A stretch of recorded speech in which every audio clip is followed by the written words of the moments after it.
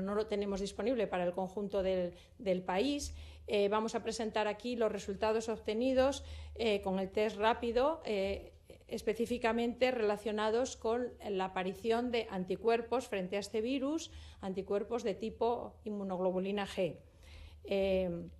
La prevalencia que pensábamos estimar a la hora, o que pensábamos que podíamos encontrar en el país a la hora de diseñar el estudio, fue de un 5%, y curiosamente los resultados nacionales apoyan esa estimación. La prevalencia en estas 2 semanas de la primera ronda ha sido de un 5%, es muy parecida en hombres y mujeres, pero el resultado más destacable tal vez lo tienen en pantalla, y es la gran variabilidad geográfica. Encontramos que las zonas que tienen una mayor prevalencia tienen una prevalencia que es 5 veces mayor que aquellas zonas que tienen pues una menor prevalencia de anticuerpos, lo que a su vez refleja una menor presencia del virus en la población.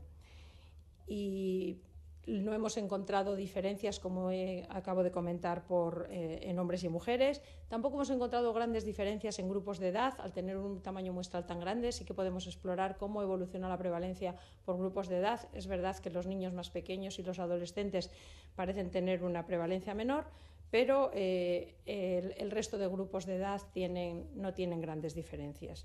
Y estos son los principales resultados. Yo también termino, tal vez, volviendo a recalcar que esto ha sido el esfuerzo compartido de muchas personas, y aprovecho la oportunidad de estar aquí en la televisión para dar las gracias a todos los participantes, para animarles a seguir participando, porque este estudio no se ha terminado. Esta es la primera foto, pero esto es un estudio longitudinal. Queremos tener un vídeo de cómo va la evolución de la pandemia en nuestro país. Ahora que se están tomando decisiones respecto al confinamiento, es importante que tengamos más información y que también seamos capaces de identificar cómo evolucionan los anticuerpos, es decir, la protección frente al virus.